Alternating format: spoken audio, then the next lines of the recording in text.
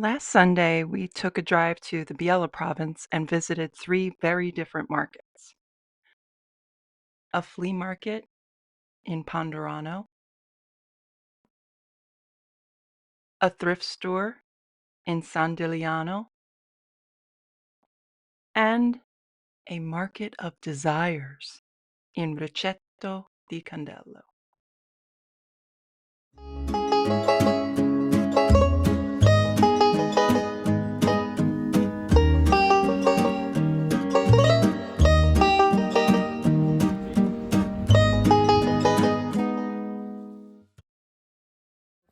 I'm wearing the skirt that I talked about in the last video. Let's go have a look.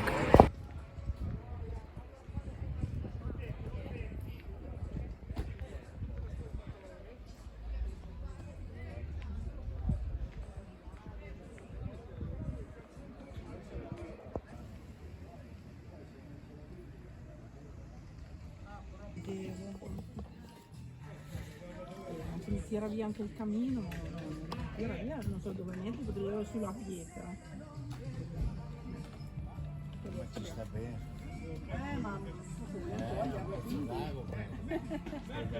non si è fuori. Non l'ho mai visto infatti. Faccio largo. Già.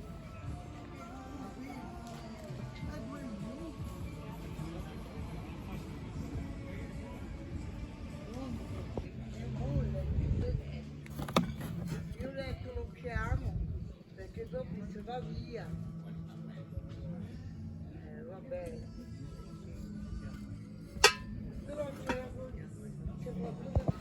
Looks like maybe later they're going to be having some kind of a summer concert. It's really incredible how much is going on in these small towns in Italy all of the time. Our town has fewer than 500 people, and more often than not there's something going on at least one weekend a month, if not more than that.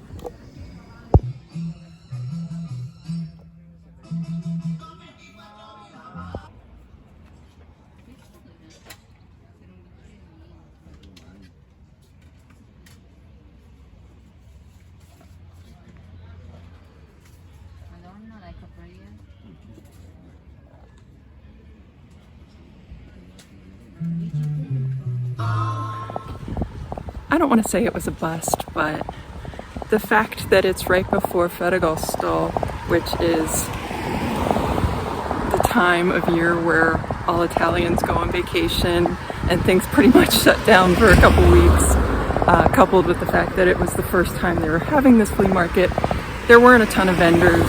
It was like a mix of like new stuff, like crafty stuff, and also some flea market stuff. My husband was able to find some records. He collects vinyl.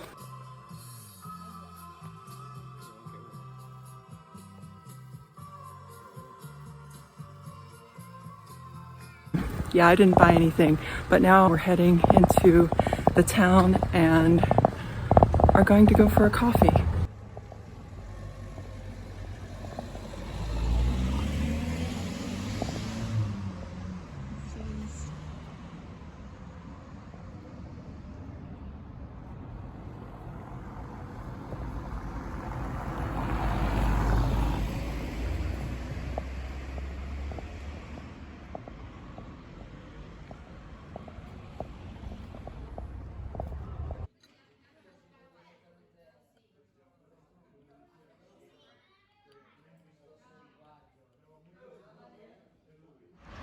This Merkantino was not part of our itinerary for the day, but we passed it, and since we didn't spend as much time at the flea market as we thought we'd backtrack a little bit and check it out because we didn't even know this was here. So let's have a look. Merkantino, we visited one in a previous video. They are a chain, and yeah, this looks like a pretty big one. Some outdoor furniture and things for the garden. Oh, I'm curious to know how much their plant stands are.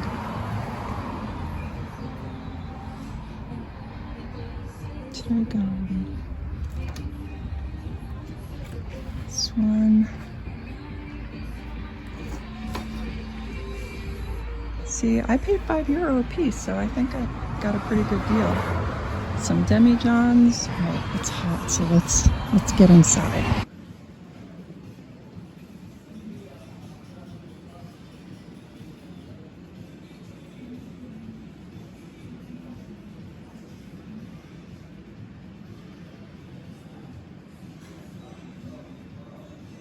Some good news and some bad news.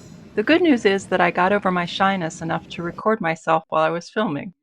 The bad news is that once I got home and listened to said recording, the quality was so bad, it sounded like there was a small highway running through the middle of the Merkantino that I had to scrap it and do a voiceover. But I have a new microphone now, which will hopefully improve audio both as I'm filming and also doing voiceover. As you can see, lots of art, very big location for this Mercatino. And those large price tags that you see, that means that the item has been there for a while and has been discounted.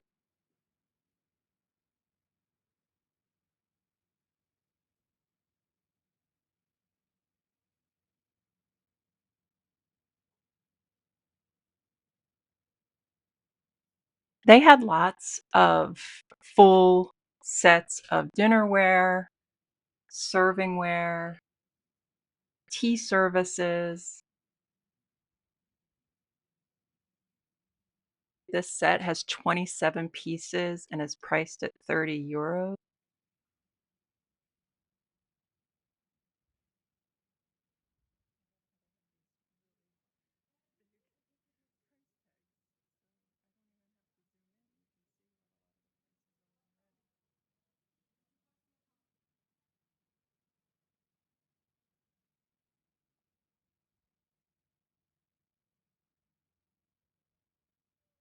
I thought this tray was so much fun because not only is it an advertisement for an aperitif, but it's also a game, a Marco Polo game. But not the Marco Polo game that some of us grew up playing in the pool. This one is a Chutes and Ladders style game, or if you prefer, Snakes and Ladders, that traces polo's route to Asia in the 13th century. Now, what does this all have to do with an aperitif? Well, the name of the liqueur is Rabarbaro, and the brand is Zucca. And although zucca is the Italian word for squash or pumpkin, it actually takes its name from Caffè Zucca in Milan. And the base ingredient of the liqueur is, in fact, Chinese rhubarb. So I guess that's the connection. Please enjoy the vintage commercial linked down below starring Isabella Rossellini.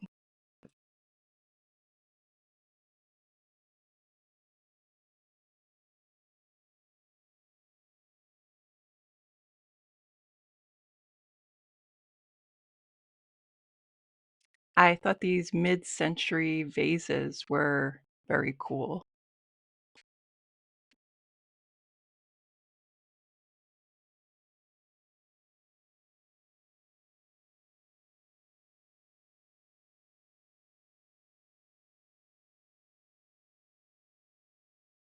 I love how they've color-coded this section.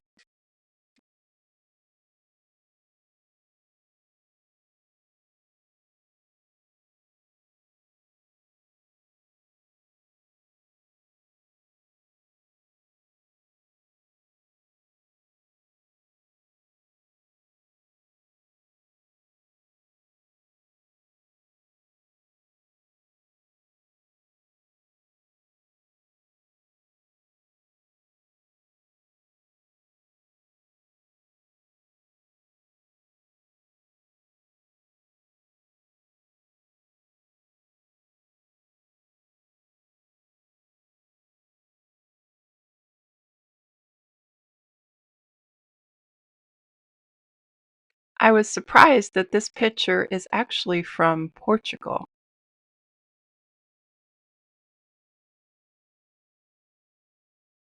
And this beautiful vase, I just loved the colors. There's nothing really on the bottom to indicate where it's from.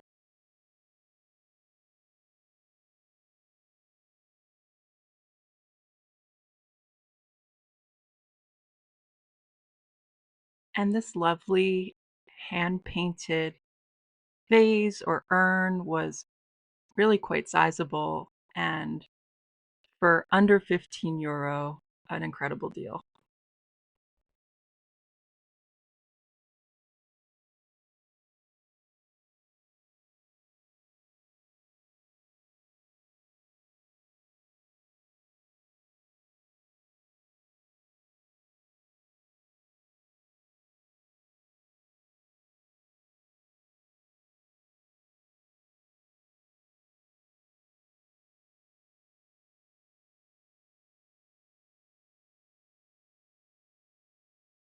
These pictures obviously were mass produced because I see them everywhere.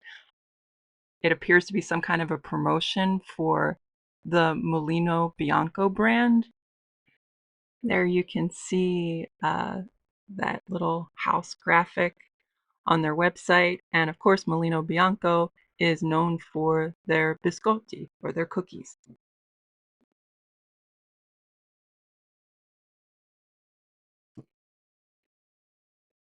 Here, a number of pieces of ceramics from North Africa. This was from Tunisia. You can see there are a few tagines. Oh, and here's one of those frames that I featured in a previous video, and a commenter informed me that they are used for yarn, for knitting.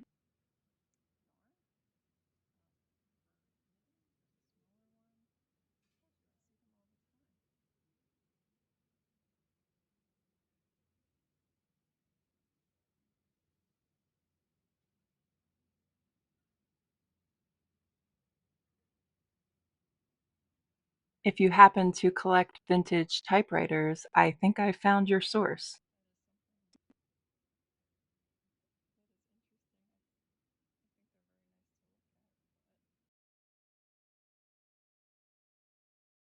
Here are some smaller pieces of framed art. I really liked these oval frames and also the paintings inside,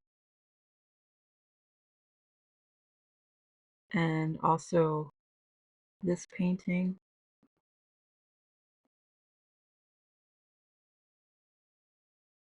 These carved wood end tables were in like perfect condition and priced at only 23 euro a piece. Look at the craftsmanship.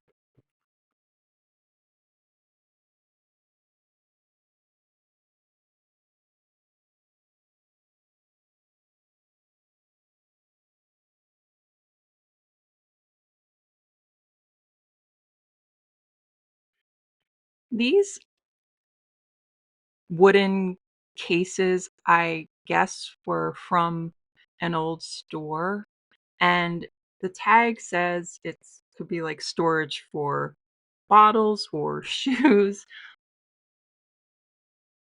but I really liked these old labels at the top because it just seems like a piece of history.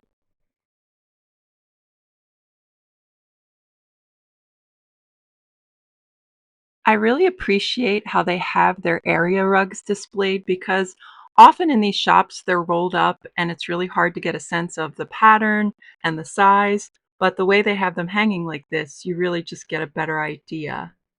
And the prices were pretty good too. I saw from 75 euro range to like 150.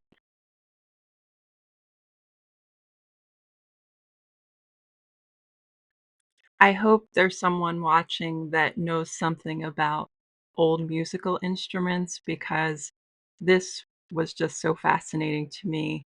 Obviously, it's pretty old. It's kind of damaged, but I just thought it was so interesting.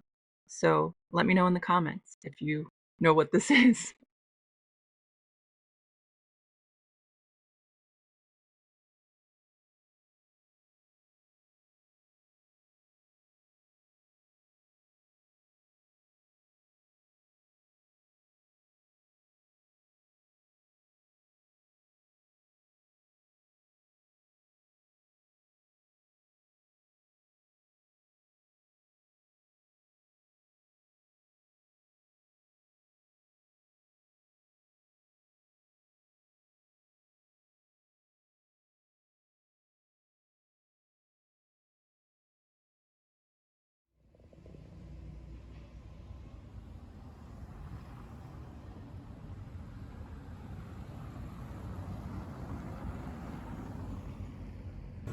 After lunch, we headed to Candello and to specifically the Ricetto di Candello and a little history lesson. It's an architectural complex from the medieval era. And generally, these types of places were protected, fortified structures within a village where the goods of the local lord or the population were located, and occasionally where the population itself withdrew in case of attacks from the outside. This one in Candello is considered to be one of the best preserved examples of this type of medieval structure.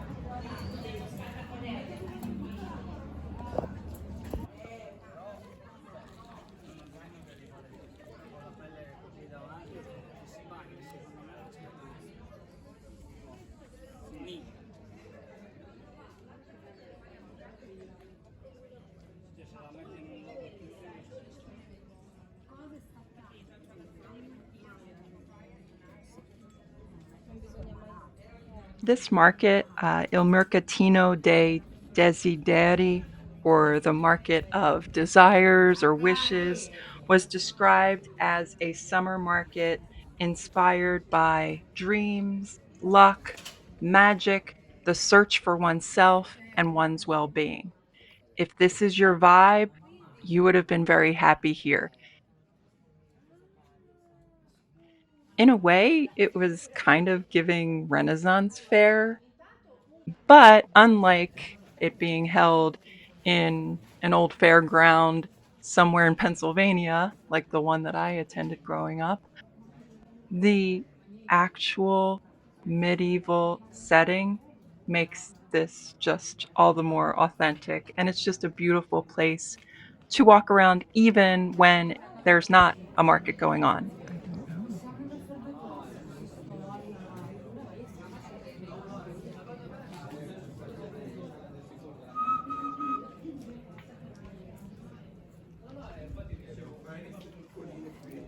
Questo è un riccio piccolino, non so neanche come si prende.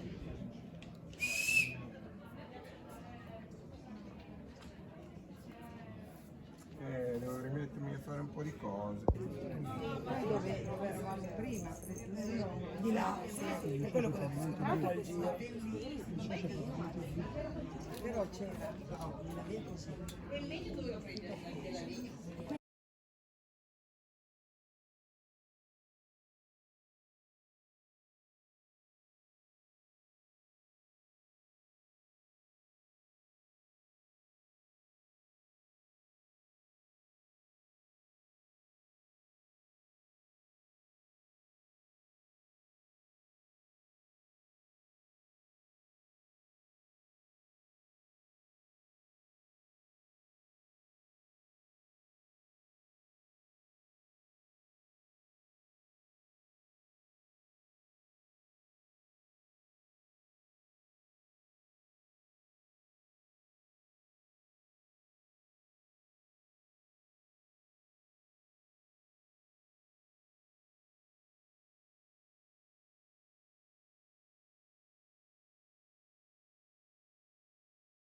I hope you enjoyed visiting these three markets with me. I welcome your feedback and questions in the comments. Please like and subscribe. Thank you for watching. Ciao.